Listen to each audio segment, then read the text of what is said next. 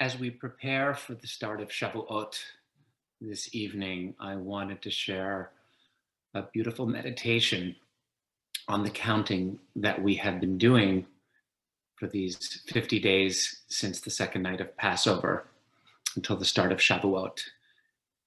It's called I Counted, and it's by a woman named Mary Ukrainchik. She writes, "In the beginning, I counted 10 fingers, 10 toes. I ticked off the days until each bris, full of gratitude for the child in my arms. Then tallied baby teeth and first words. I added up the weeks between rolling over and sitting up, and the months between crawling and walking. Rocking my boys to sleep, I sang nursery rhymes about counting. 1, 2, buckle my shoe. Providing musical accompaniment to their early childhoods and a memory shared with my own. Soon enough, the lullabies taught them to count all by themselves.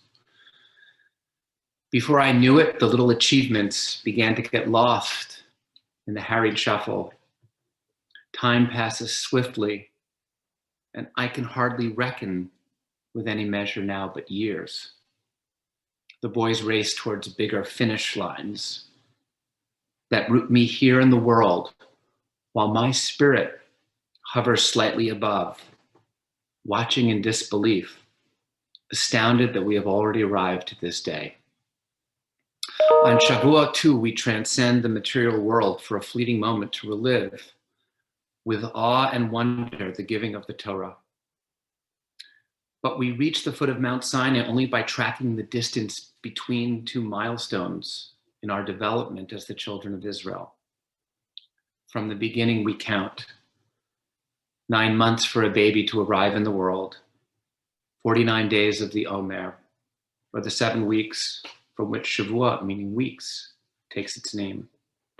We count up, not down, starting on the second night of Pesach, and we celebrate our delivery from Egypt and our birth as a Jewish people. Then we climb slowly and steadily toward Shavuot, softening our hearts, purifying our souls in preparation for our birth as a nation. Like child rearing, the holiness of the counting lies as much in taking stock of the small places along the way as it does in reaching the destination. From waiting for long anticipated indoor meals with friends and family, to watching my sons as they prepare to become bar mitzvah. They have already grasped that counting forward by design builds anticipation, and the greatest satisfaction comes from earning one's reward. But I want my sons to sense it in a bigger way. I long for them to stand with me in the desert, breathlessly waiting for a tablet-bearing Moshe to descend from the mountain and reveal to us our birthright. The Torah's lessons are infinite and eternal, but I am reminded that it first teaches us patience.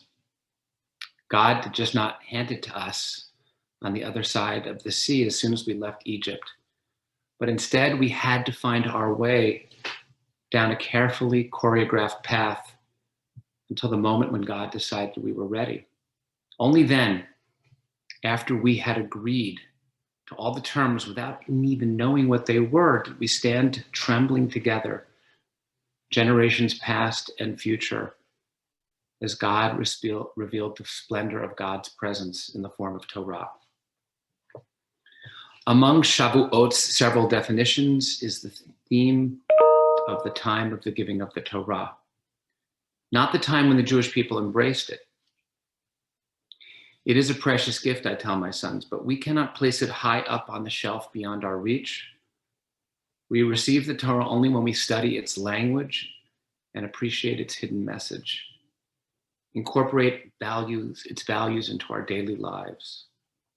That is how we make it our own.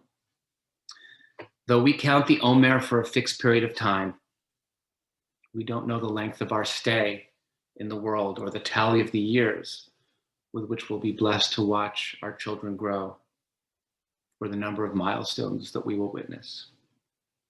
So count by all means, I instruct myself. Walk gently through the world, Interact kindly with those around you. Love with a full heart. Parent patiently. Gather your good deeds wherever you can, as if each moment of the journey were the last. Wish each and every one of you a Chag Sameach and inspiration as Torah once again is revealed on this festival.